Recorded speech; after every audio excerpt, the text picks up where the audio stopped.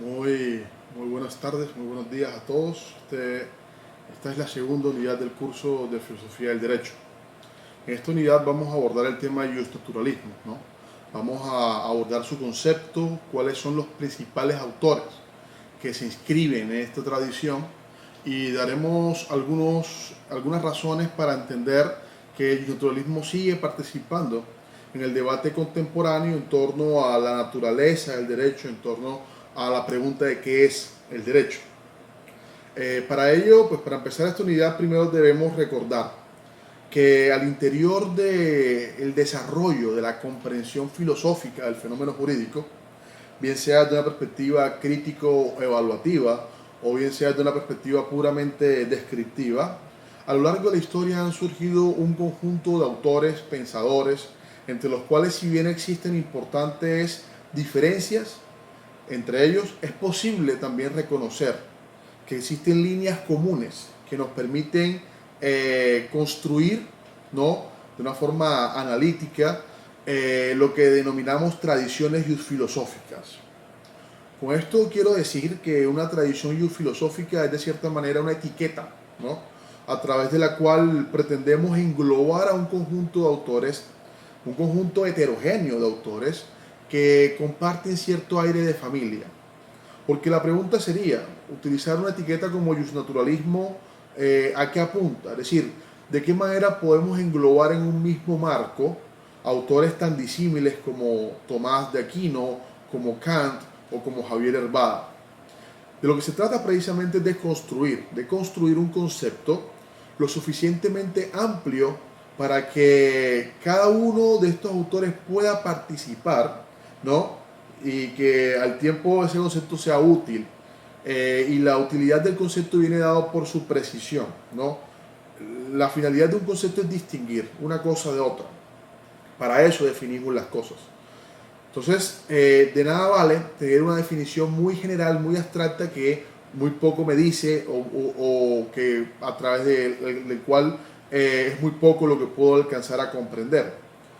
Pero ahí tenemos esa tensión, ¿no?, entre necesidad de englobar, pero al mismo tiempo necesidad de precisar. ¿Cómo podemos definir justnaturalismo? ¿Cómo podemos establecer un concepto de justnaturalismo que respete los sistemas filosóficos y las visiones del derecho de tantos autores que han surgido en momentos históricos tan diferentes, y que de cierta manera cada uno se pretendía a sí mismo autónomo, ¿no? Cada uno se pretendía a sí mismo gestor de su propia teoría? Luego entonces no podemos pensar que hay una suerte de tutelaje, no una línea de formación, una escuela de formación, sino que por el contrario, son autores que muchos de ellos provienen de horizontes filosóficos diferentes. Tenemos, como lo comentaba hace un momento, un autor que viene de la tradición cristiano-aristotélica, como es Tomás de Aquino, otros que son hijos de la Ilustración, como es el caso de Kant, y así vamos a ir viendo que son autores que de una u otra manera comparten algunos elementos, ¿no?, que son muy precisos, y son esos elementos muy precisos los que creo que deben jugar a la hora de establecer o de aventurar un concepto de justnaturalismo. Siguiendo a Carlos Santiago Nino, Carlos Santiago Nino es un filósofo argentino muy importante que generó enormes contribuciones en el campo de la filosofía del derecho, el derecho constitucional y de la teoría de la democracia. Nació en el 1943, murió muy joven, en 1993, en un viaje hacia Bolivia, donde estaba asesorando una asamblea constituyente. Carlos Santiago Nino publica un libro titulado Introducción al análisis del derecho en 1989. En este texto, Nino entiende que el naturalismo es una tradición filosófica que milita con dos tesis de forma necesaria, pues. La primera de estas tesis es un planteamiento de filosofía ética, según el cual existen principios morales de justicia, y que estos principios son universalmente válidos y son asequibles a la razón humana, es decir, cualquier persona los puede conocer. El segundo planteamiento propio del naturalismo sería entender una tesis acerca de la definición del concepto de derecho, según la cual un sistema normativo no puede ser considerado o calificado como jurídico si contradice aquellos principios morales o de justicia de los cuales hablamos en la primera tesis. Entonces, para Nino, ese sería una suerte de núcleo del naturalismo. Entonces, analicemos un poco estas dos afirmaciones, ¿no? La primera afirmación de Nino, la que se relaciona con el planteamiento de la filosofía ética en torno a la existencia de principios universales y asequibles a la razón humana, pues amerita una consideración importante. A ver, pudiésemos entrar aquí en este punto en el campo, digamos, de lo que en filosofía y en estudios de ética se denomina la metaética, ¿no? Sí, que el naturalismo presupone pudiésemos denominarlo una tesis fuerte metaética que asocia, digamos, el derecho o condiciona el derecho positivo a un conjunto de contenidos morales, universales, ¿no? Y que son asequibles a la razón humana. Luego entonces estaríamos hablando de que el naturalismo presupone una postura metaética, primero universalista y segundo cognitivista, ¿no? ¿Qué quiere decir esto? Vamos por partes. La metaética es una disciplina, ¿no?, que se encarga del estudio de la naturaleza del juicio moral. Esta disciplina tiene sus inicios, algunos lo sostienen que tiene sus inicios con el texto de Principia Ética de George Moore. George Moore publica Principia Ética en 1903 y orienta sus indagaciones precisamente no tanto a definir aquello que es bueno o aquello que es correcto, sino por el contrario tiene por objeto precisamente de la metaética estudiar la naturaleza del juicio moral, es decir, el lenguaje que utilizan las personas cuando emiten un juicio moral, a qué tipo de objeto las personas están haciendo alusión, ¿no? ¿De dónde proviene el juicio moral? Por ejemplo, si alguien dice X es justo, esa persona, ¿qué está haciendo cuando está diciendo eso? ¿Está describiendo un atributo objetivo de X? ¿O está manifestando sus subjetivas preferencias en relación a X? ¿O por el contrario está describiendo una valoración que en un particular marco cultural existe sobre X? Cada una de estos supuestos nos permitirá entender de manera diferente lo que es un juicio moral, ¿no? La metaética ha construido toda una suerte de cartografía en torno a las posturas, ¿no?, que existen en relación a los juicios morales. Digamos, en este marco, donde van, digamos, posturas que entienden que un juicio moral es producto de las emociones, relativismo cultural, es decir, que lo correcto depende de las culturas. Otro dice que lo correcto depende, digamos, de las preferencias subjetivas. Otro dice que lo correcto efectivamente existe en el mundo exterior, pero está condicionado por un entorno social cultural, ¿no? En ese caso sería un objetivismo. Otros sostienen, por el contrario, de que lo correcto es universalmente correcto y aquello que verdaderamente es correcto puede ser entendido como correcto independientemente del contexto cultural en el cual el sujeto se mueva. El sujeto puede conocer, ¿no?, aquello que es correcto. Les decía que el naturalismo adscribe un planteamiento metaético según el cual, digamos, los seres humanos, es decir, los sujetos, estamos capacitados para conocer, esta palabra es clave, conocer el metafísico mundo de la moral. ¿Cuál es el problema con la moral? El problema con la moral es que es esencialmente metafísica, es decir, es esencialmente una abstracción, son ideas. La libertad es una idea, ¿no? La igualdad es una idea, la justicia es una idea. A diferencia de lo que sucede con el derecho positivo, donde yo a través de las fuentes formales puedo identificar el derecho, con el naturalismo y su planteamiento en torno al derecho natural, precisamente estamos reconociendo que existe un derecho que se ubica en el mundo de las abstracciones, en el mundo metafísico, que es el mundo de la moral, en este caso. Por lo tanto, para el naturalismo, cuando describimos el mundo de la moral, cuando hablamos sobre los valores, cuando hablamos como, por ejemplo, de la igualdad, de la justicia, de lo correcto, de lo incorrecto, no estamos construyendo categorías desde nuestras preferencias subjetivas o de nuestras emociones. Tampoco estamos hablando desde nuestro propio horizonte cultural, de nuestro particular horizonte cultural, sino que estamos expresando una realidad que es independiente de nosotros. Y más que esto, es una realidad universal, es decir, que es independiente de los contextos, como decía, socioculturales e incluso históricos en los cuales los sujetos se mueven, en los cuales nosotros nos movemos. Esa es la particularidad del derecho natural, en el marco de la tradición justnaturalista. Se trata de un conjunto de garantías que trascienden nuestras decisiones y por tanto no obedecen a nuestros procesos de construcción, de pautas de conducta, y que incluso supera los marcos histórico-culturales. El origen de este tipo de derecho, de este tipo de garantía metafísica, pues va a variar según cada autor. Algunos lo van a asociar, digamos, con la experiencia de la revelación a través de la lex eterna, la lex divina y demás. Otros van a hablar del orden natural de las cosas, es decir, un naturalismo físico, cómo el mundo se establece, cómo la misma naturaleza establece sus coordenadas. Otros, por el contrario, van a sostener que este orden, digamos, este orden que trasciende la voluntad de los seres humanos en el marco de los procesos de establecer las formas jurídicas, reposa o es expresión de la misma racionalidad del ser humano.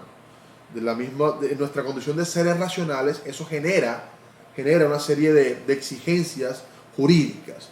Y por tanto eso es precisamente en nuestra condición de seres racionales radicaría, digamos, la raíz o el origen de este derecho natural.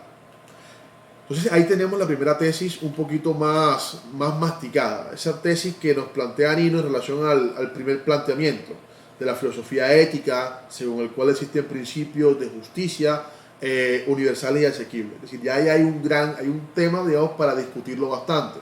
En la clase trataremos de plantear algunos dilemas morales y a través de esos dilemas, digamos, la finalidad es problematizar un poco esta idea. No, vamos a discutir si la moral realmente, estamos hablando de una moral crítica, ¿no? De una doctrina moral, esta moralidad crítica o estas doctrinas morales, hasta qué punto precisamente pueden considerarse universales o no. Están condicionadas por los horizontes culturales, están condicionadas por los horizontes históricos. Es decir, esa discusión la vamos a tener en concreto en la clase. La otra tesis, la segunda tesis que Nino sostiene, que es una tesis necesaria de todo autor que se considera o que consideramos y un naturalista más bien, es la tesis según la cual, digamos, el justnaturalismo parte de un concepto de derecho donde un sistema normativo no puede ser calificado de jurídico si contradice los principios de moralidad y de justicia de los cuales ya nos referimos. Esta afirmación supone dos cosas muy específicas. La primera es reconocer el dualismo. Es decir, toda postura justnaturalista será dualista. Es decir, toda postura justnaturalista reconocerá que existen dos tipos de órdenes jurídicos, dos tipos de derechos distintos, un derecho natural y un derecho positivo. Si todo justnaturalista no tendrá problema en reconocer que los seres humanos efectivamente a través de sus convenciones, a través de procesos políticos, democráticos y demás, crean formas de regular la vida en sociedad. Esto se denomina derecho positivo. El punto acá es que este derecho positivo será un derecho que está supeditado precisamente a la supremacía o está supeditado a los contenidos de moralidad que jerárquicamente, digamos, dependen de ellos. O sea, no puede contradecir una norma creada por los seres humanos el marco de principios morales de justicia donde ese derecho se inscribe. Esto es lo que apunta con la idea de dualismo, ¿no? El dualismo reconoce que hay dos tipos de sistemas y uno de esos sistemas contiene el otro. Es decir, el derecho natural contiene el derecho positivo. El derecho que es creado por los seres humanos se contiene dentro del derecho natural.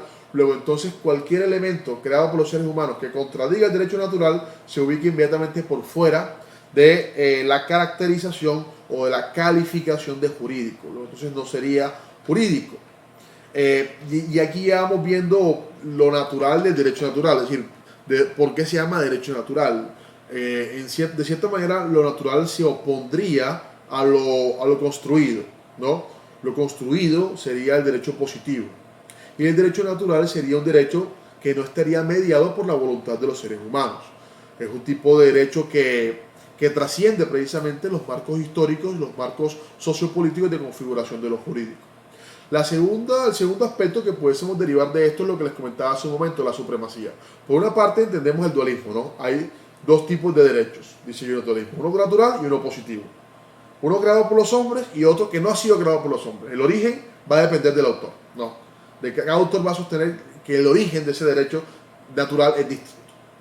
El segundo planteamiento que pudiésemos reconocer en esta tesis supone la supremacía, ahora sí, del derecho natural sobre el derecho positivo.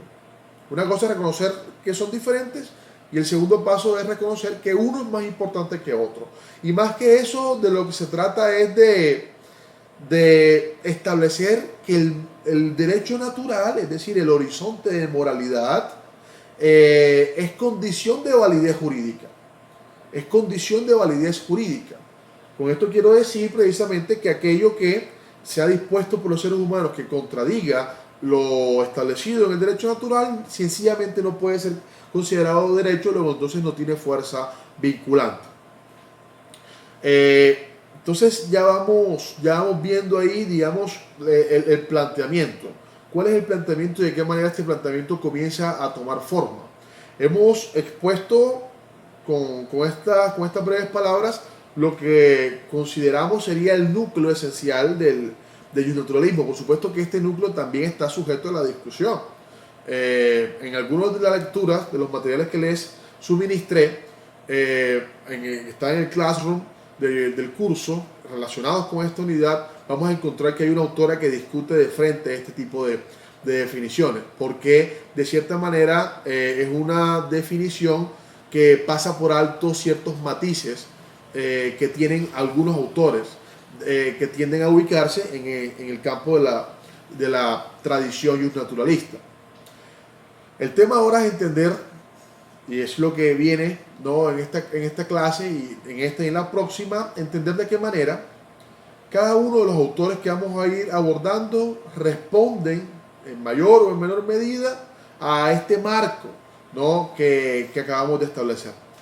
Vamos a comentar, por ejemplo, un poco sobre la tradición griega y romana, ¿no?, con Aristóteles, con Cicerón. Vamos a hablar un poco de la visión contemporánea con Finis y Herbada, pasando naturalmente por el cristianismo medieval tomista de raíz aristotélica y el racionalismo kantiano, digamos, en el marco del humanismo y la ilustración. Entonces, de eso básicamente vamos a concentrarnos y en torno a estas ideas vamos a estar trabajando lo que viene de aquí en adelante. Entonces, la idea es que usted pueda, en lo posible, familiarizarse con los materiales. Cada unidad tiene un material audiovisual y un material de lectura. El material de lectura de esta unidad está compuesto por dos textos, uno más corto que otro. El corto es el obligatorio. Es obligatorio que usted lo trabaje porque en este corto se establecen también algunas críticas a la visión, digamos, ética del justnaturalismo, ¿no?, sobre todo desde el relativismo moral y desde el escepticismo moral. Desde esta perspectiva, precisamente, quiero insistir en que la finalidad de comprender la tradición básicamente es comprender de qué manera diferentes autores han aportado diferentes ideas a la hora de comprender el fenómeno jurídico. Y a partir de estas ideas creo yo que podemos comenzar a construir un imaginario, cada uno, un imaginario individual y un filosófico más sólido, que nos permita eventualmente poder avanzar hacia la comprensión de nuestro propio campo jurídico. y poder dar razones, digamos, explicativas de cómo funciona el derecho en nuestro contexto y cómo debería funcionar el derecho en nuestro contexto. Les insisto que nunca perdamos esta perspectiva, digamos, de la vista. Siempre que nos abordamos este tipo de discusiones, no lo abordamos desde la mera erudición inútil, como diría Foucault, sino que lo abordamos como una estrategia para poder comprender mejor nuestro presente. Entonces, nos vemos en clase y mucho ánimo y mucha fuerza en la crisis. Hasta luego.